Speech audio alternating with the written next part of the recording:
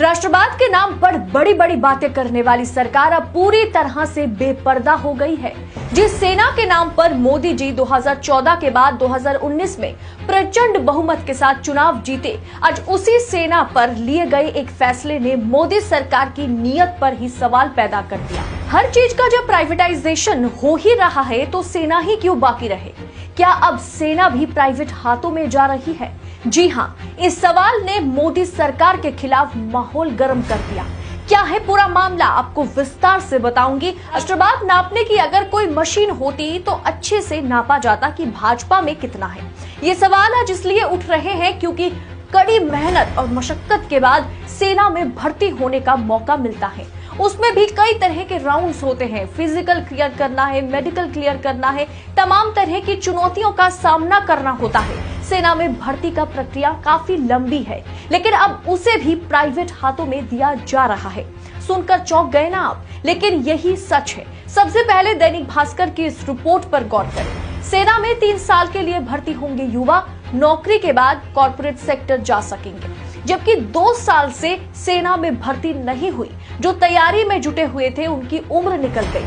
सेना में 1.25 लाख पद खाली पड़े हैं और सरकार क्या ऐलान कर रही है कि अब सेना में 3 साल के लिए भर्ती होंगे युवा, नौकरी के बाद कॉर्पोरेट यानी कि प्राइवेट सेक्टर में जाएंगे, जिसे सरकार ने अग्निपथ भर्ती प्रवेश योजना का नाम भी दे दिया। पहले तो 2 साल तक भर्ती नहीं हुई और अब कॉन्ट्रैक्ट बेसिस पर 3 साल के लिए सेना में भर्ती शुरू हो रही है। ये थोड़ा उस तरह का नहीं है कि हाथ में से पनीर थाली छीनकर दाल चावल पकड़ाया जाए और सरकार कह रही है कि देखो हमने क्या बढ़िया काम किया। सर्जिकल स्ट्राइक के नाम पर, राष्ट्रवाद के नाम पर मोदी जी ने 2019 में हाथ जोड़कर वोट मांगे और अब वो सब भूल गए।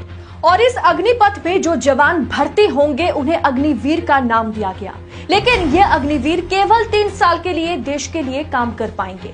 उसके बाद सरकारी नौकरी, और वैसे भी सरकारी नौकरी तो है नहीं, तो प्राइवेट कंपनी में काम करना उन्हें होगा। क्या यह एक तरह से युवाओं की जिंदगी के साथ खिलवाड़ नहीं है? इस पर आरएलडी प्रमुख जयंत चौधरी ने एक शानदार ट्वीट किया। उन्होंने लिखा, वाह, अधिकारियों के लिए भी ये नियम लागू कर दे। सोचिए अगर विधायक और सांसद का काम 6 महीने देकर ही 5 साल की पक्की सदस्यता मिले तो कितने माननीय तैयार होंगे। यही बात है, जहां परफॉर्मेंस चेक करने की जरूरत है, जहां सबसे ज्यादा परफॉर्मेंस चेक करने की जरूरत है, वहां तो घपलेबाजी चल रहे हैं। इतनी मेहनत मशक्कत के बाद 3 साल के लिए सेना में नौकरी, कॉन्ट्रैक्ट के बेसिस पर नौकरी सेना में, क्या यह सुरक्षा के साथ खिलवाड़ नहीं है? क्या ये युवाओं के फ्यूचर के साथ मजाक नहीं है? लेकिन हाँ, ये एक तरह से अच्छी बात भी है कि 3 साल तक परफॉर्मेंस देखकर उन्हें परमानेंट किया जाएगा। परफॉर्मेंस अच्छी नहीं हुई तो उन्हें प्राइवेट नौकरी में धकेल दिया जाएगा।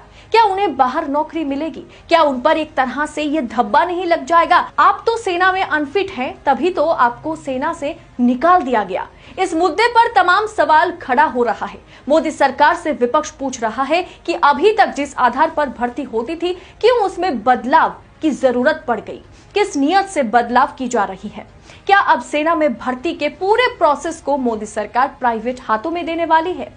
राजनीतिक गलियारों में तमाम सवाल घूम रहे। अब सेना अगर देश की सुरक्षा के साथ साथ कौन फिट है, कौन अनफिट है, किसका परफॉर्मेंस कैसा है, इस पर काम करेगी? ऐसा संभव नहीं है। इस पूरे प्रोसेस को किसी प्राइवेट कंपनी के हाथों में ही दिया जाएगा। आपको क्या लगता है?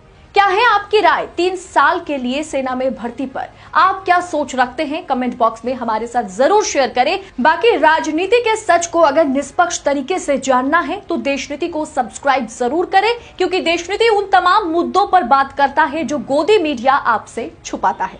नमस्कार।